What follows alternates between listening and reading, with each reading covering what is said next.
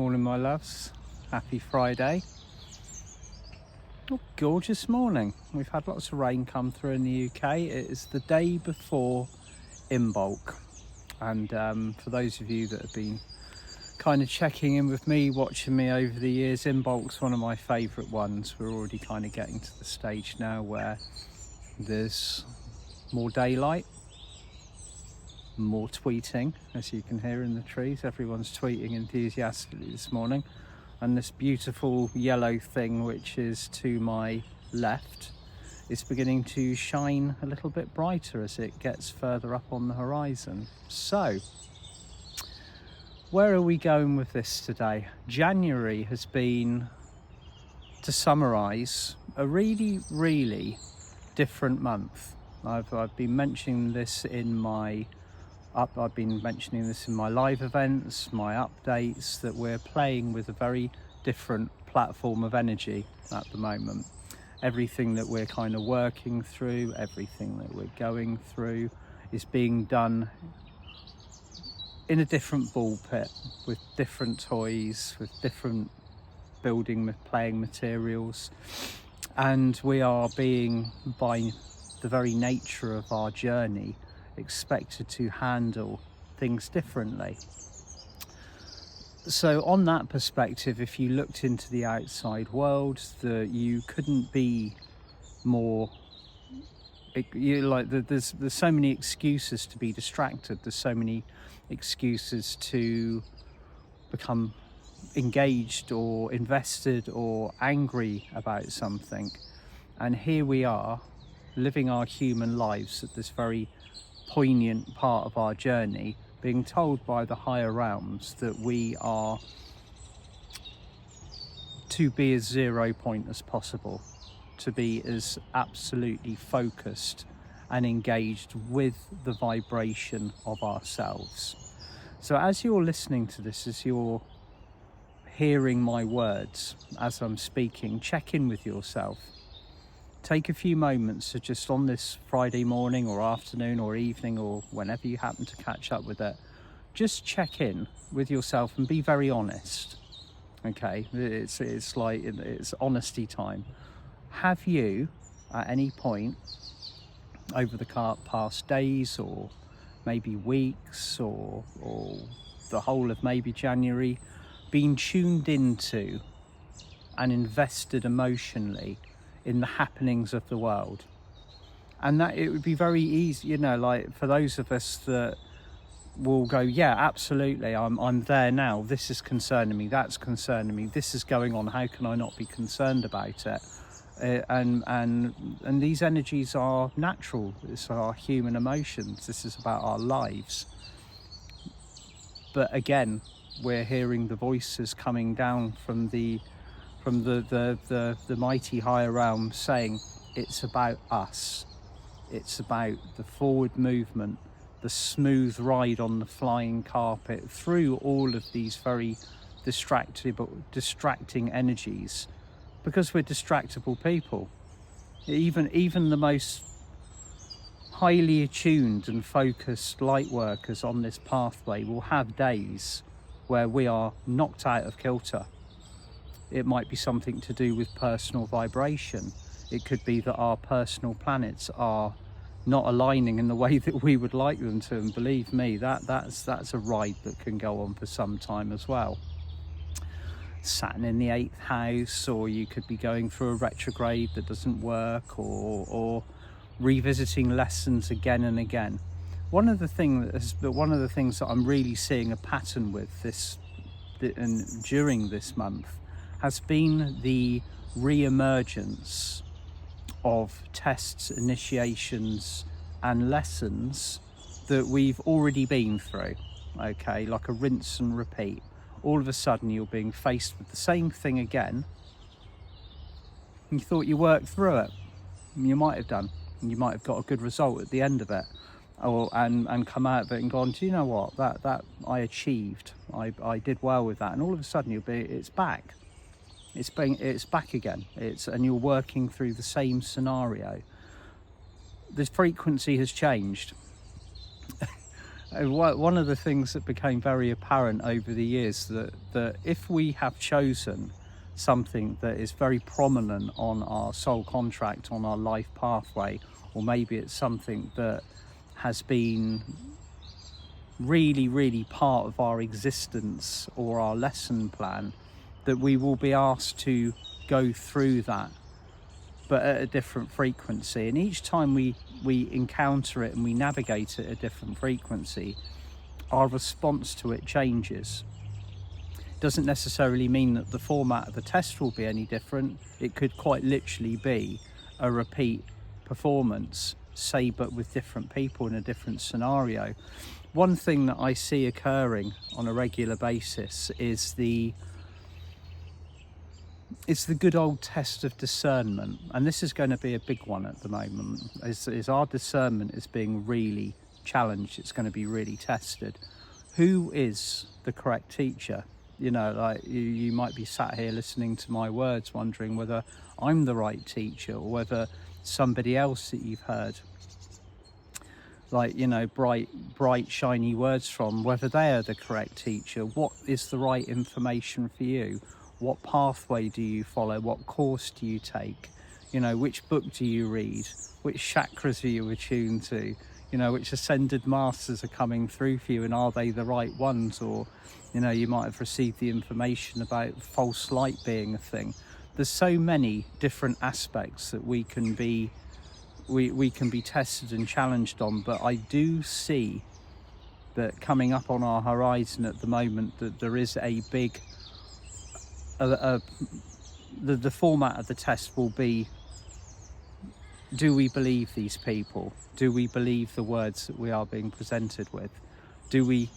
What do we take stock from with the scenarios of the world that are coming through to us? It's really important to remember that the outside world is a collective reflection of our internal projections, where we are all on the ascension pathway. If we're seeing an abundance of shadows, if we're seeing shadow here, shadows there, shadows everywhere, you know, like they're coming out of the closet, they're on the TV, they're pouring through the media screen, it's because that needs to be visible. It's because that's where we are at the moment. This stuff couldn't be seen before. It wasn't witnessed. It wasn't being acknowledged. It was just simply existing there in the background. It was part of our matrix. We were alluding to it. We were participating within the system.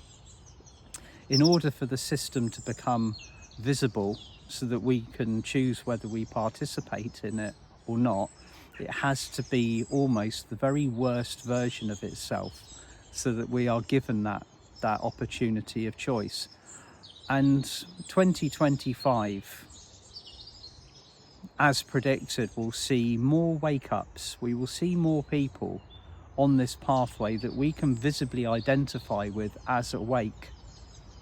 This will be the year. I'm absolutely convinced of it. But the energy I feel and I believe, as with the beginning of this year, this is, you know, like the technicalities of January, they're still not over. It's the 31st today. Anything can happen by the end of the day.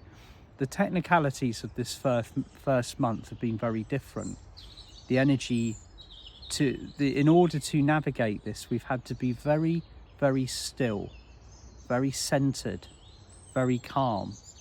Whenever something has come up that's knocked us out of that alignment, unless we are dealing with it from a perspective of 0 point, then we fail to solve it at the frequency with which we are expected to. And this will continue with the onset of Imbolc tomorrow. Imbolc, my favourite festival. I think I can remember one year I was out here and I was celebrating in this exact spot. I was celebrating the coming of the Celtic spring, and it was snowing. but I can hear the birds and you can see the light. It's all about what you choose to look for. Okay, if you're choosing to look for the negatives, if you're choosing to wait for the hammer to drop, if you're choosing to, you know, like really kind of move into that sense of like trepidation where, my God, you know, like things have been maybe a little bit too comfortable for a while.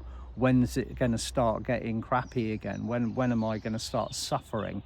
We are, I believe, going to be re-educating ourselves this year on how to manage our nervous systems in this new environment.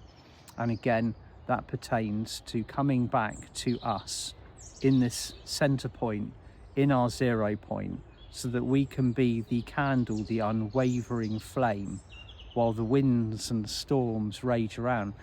I mean, if you went outside in a gale, in the rain, holding a candle, you would naturally expect that candle to be snuffed out very, very quickly. The wind would take the flame away, or the raindrops would snuff it out. But when we carry our light, when we carry our personal frequency and our vibration, that creates a cocoon, a sphere of light around us, which is impenetrable. And so that we could walk very easily into the storm, holding this candle, and the candle flame would receive no wind. It would be unwavering. That is a beautiful picture to hold yourself within. Imagine yourself at all times to be that unwavering, the bearer of that candle. And as you walk, as you traverse your reality, as you navigate what you're going through, as you wander out into the darkness of the night with the storm raging all around you, the candle flame remains untouched. That candle flame already exists within the 0 point of your heart. It's been ignited, the candle of peace. It burns, it's getting brighter by the day. You are the bastion, the holder of this flame, the purveyor of peace within your reality. How do you choose to engage with your reality? Do you choose to kind of fly into it without your cocoon, without your sphere around you, in which case the candle flame will get blown out very quickly? You'll have to relight it again. You'll have to retreat back to where it's safe and there's no wind, and set about the wick and tend to it, dry the wick, light the flame again, and then step back out? Or do you at all times keep your resolve? I know it sounds like a big task that's being asked of us, and this is something that I've spoken about many times. But if we are focused upon ourselves, our light, our unwavering flame, our ability to navigate everything that's being presented to us, that reality around us will very quickly shift to match that frequency. You are the peace within your world. You are the bearer of that candle flame. And at all times, it doesn't matter what's going on. It doesn't matter about politics. It doesn't matter about what's going on. Even if it's on your very doorstep, hold that candle flame, step out into it, not focused on fixing this picture. The picture will be the picture until the collective shifts. You are the addition to the collective that is beginning the alchemy, the change, the frequency that moves through it. And once we begin to understand this on a higher level, once we begin to recognize who we are, how powerful we are, not just, oh, all of us need to be doing this, but you listening to this, you as an individual have that ability to change the world by your frequency, holding that candle flame. You might be the only person, or you might feel that you're the only person within your village, your town, your city, your housing estate, wherever you live, but it's now becoming a responsibility that we hold. We know this. We've been told it many, many times via different pictures, different forms, different teachings. And this is the year to be really resolute, the resolute flame, holding that candle flame of peace at all times. And bringing it back to ceremony also. One thing that I've been doing every single morning is beginning my day with a ceremony, lighting a candle, setting the energies, maybe burning a bit of frankincense or anything else, and really bringing in the energies that I wish to hold throughout the day. So regardless of what's presented to me, I've got that frequency stepping out ahead of me, part of my fields, part of my bodies, part of my intention to deal with the day. And believe me, you'll have this tested. You know, the matrix will see this light. It's hyper responsive at the moment. It reminds me a little bit. We're now in the year of the snake, the year of the wooden snake. If you've ever seen kind of, I sometimes entertain myself on YouTube by watching kind of like channels with people that handle venomous reptiles, and a snake energy it's very beautiful. It represents the kundalini that's moving through all of us at one level or another. But the energy of the snake as it moves through this year, it sheds its skin, it evolves, its colours become brighter. And with that serpentine energy, that's how we move as well. We move, we flow, we move from side to side, but also it will represent the volatility of the matrix. If you imagine what a snake in a hot country, a venomous snake, for example, it's reactive, it's hyper fast, it will move, it will see everything that's happening around it, and it will strike towards whatever is threatening it. That is how I perceive that the matrix is responding to the perceived threats that it sees and it senses in the field around it. So just being aware of that, be aware of the fact that we might come up and there might be something striking at our fields. There might be it might feel that the enemies are at the door, kind of rapping to get in, but it doesn't matter, because you are holding that resolute flame of peace. You return to 0 point whenever. You are that unwavering bastion of light. And so many other souls are now recognizing that they have this within them. Think of all the beautiful people on this planet now that are holding and beginning to actualize the vibration and their frequency, their mighty I Am presence.